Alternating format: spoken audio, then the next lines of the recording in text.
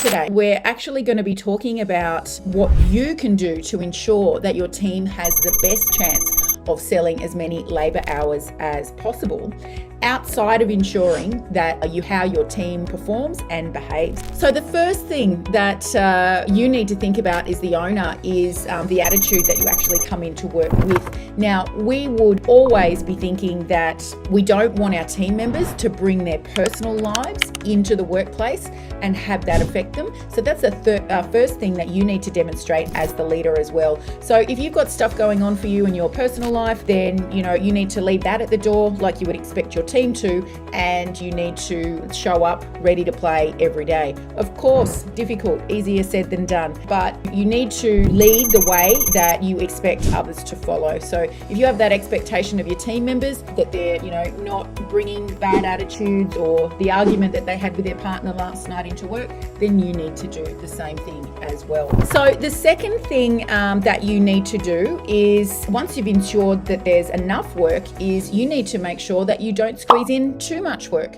Now, we have spoken about this over and over and over again, learning to say no, not overbooking. But it's super important for your team that you don't overbook, because the second that you tip too many cars into your funnel, as we call it, every day, then your team has less chance of selling labor hours, and in fact overselling their labor hours, because everything just becomes about getting those cars back to the customer on time so everyone can go home on time.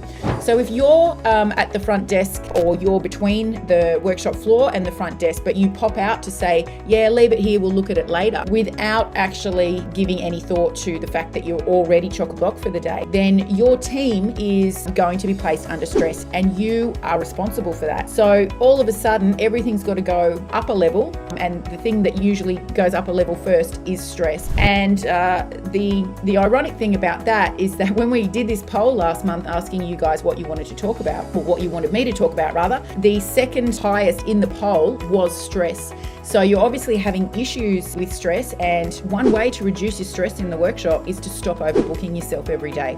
So we've spoken about ideal daily car counts before. You do need to start understanding how many cars are ideal for your business, with the number of team members that you have and this level of skill and experience, so that you stop saying yes to those jobs that are going to put everyone under stress. It puts the team members under stress. All of a sudden they've got an extra job to do. They don't do the upsell work on the cars that you already had booked in. So that means gross profit goes down, and you don't see those extra dollars flow through to your bank account, and you're under stress to get everything out on time, as I mentioned. So you can take control of this by having very clear framework with the team. So if somebody else is booking the cars in, your service advisor, very clear guidelines on the number of cars to take, and then very firm guidelines with your customers, so that they understand if they have an emergency, that sure, they can come and drop off the car, but it might not be for 2 days at 2 o'clock in the afternoon when you will be able to get to it, because that's your next available appointment.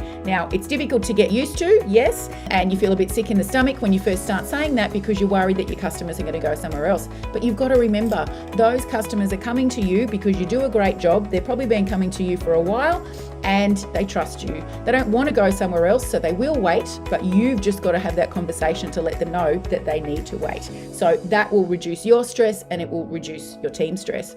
And the third thing that you can do to ensure that you provide your team with the best opportunity to be as productive as possible is to stick to the systems that you implement. Now, if you've been trying for a while to improve the performance of your shop, you've probably tried a few different things in order to get things firing, but you may have taken your foot off the pedal with some of them, and your team has learnt from that. So teams can get something called change fatigue. You can get it as well, but your team is most likely to get it when you're trying to implement new things. You're trying to get them to stick to it, but then you get busy again, and then you take your foot off the pedal, your mind's elsewhere. The team notices that, and they go, we can just go back to the way we were doing it. He or she has forgotten about it. So if you're going to implement systems, like time clocking, for instance, the productivity whiteboard, skilling up your service advisor so that they feel confident in enforcing those boundaries around drop-ins and emergencies, you've got to stick with it. The team relies on you to follow through and help them do what you said you wanted them to do. So if you come screaming in to implement, your latest system, and 2 days later you're busy, you're swamped between the workshop floor and customers out the front, they're going to notice that your attention is gone and they're going to go back to the way it was. It's your responsibility as the leader to ensure that these systems are followed through.